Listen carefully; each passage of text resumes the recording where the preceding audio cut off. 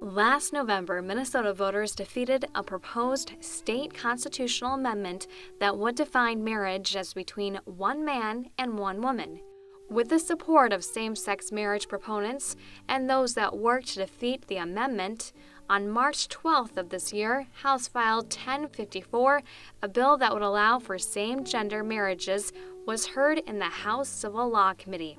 More than 60 testifiers, both for and against the bill, were scheduled to speak at the hearing. Social science confirms what common sense and tradition has told us for generations, and that is children do best when raised in the permanent committed relationship of both a mother and a father. Generally, each parent of a different sex contributes different characteristics and enhances different virtues in their children. While it is true that there are many other arrangements in which children have been successfully reared, the simple fact is it is beyond dispute that the optimal setting is between a mother and a father. Far from seeking to redefine marriage, most same-sex couples hope to participate fully in marriages aligned with their faith tradition and their family tradition for all the same reasons other people do. As they care for each other, for children, for elderly relatives, legal protections become essential to family security. Newlyweds are rooted in family, accepted or not.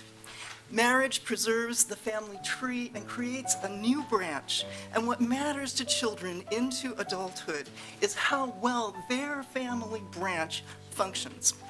Kids do better when parents communicate with love, respect, and reasonable rules, whether their household is headed by 2 men, 2 women, or one of each. And there is no evidence that children do best with 1 man and 1 woman as parents. As a child of 2 women, I've turned out all right. I captained 2 sports in high school, graduated from one of the most selective colleges in the country, and I have a 3.92 GPA and a grueling Masters of Architecture program at the University of Minnesota. If I were your son, committee members, I think I would make you very proud.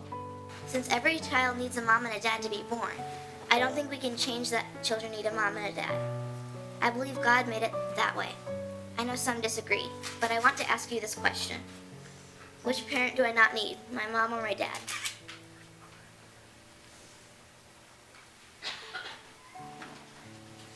I'll ask again, which parent do I not need, my mom or my dad? Under House File 1054, the state would allow the marriage and divorce of 2 persons regardless of gender. The bill also provides exemptions for churches and other religious associations if the law would be in violation of the entity's religious beliefs. The House Civil Law Committee approved the bill on a 10-7 party line vote. Representative Tim Kelly, a Republican from Red Wing, believing that marriage is not a government affair and that House File 1054 is divisive, sponsors a bill that would allow for civil unions. On April 25th, his bill, House File 1805, which would allow civil unions to be treated in state statute the same as marriage, was referred to the House Civil Law Committee. We are here to offer a way to unite Minnesota and to bring forth a bill that will take the divisive social issues away from the political arena and give everyone the individual rights that they deserve. And we will be doing that by dropping a bill on the House side to create civil unions in the state of Minnesota. So I am absolutely available here to answer your questions and to also let you know that this is a bipartisan bill.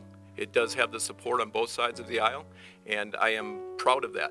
Speaker Thiessen said in a statement that House File 1805 would simply create a new separate and unequal category for same-sex couples in Minnesota.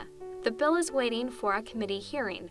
In the meantime, the House Ways and Means Committee took up House File 1054, the same-sex marriage bill, on Monday, May 6, where its fiscal impact was considered. Essentially, we would anticipate adding additional members into the state employee group insurance program.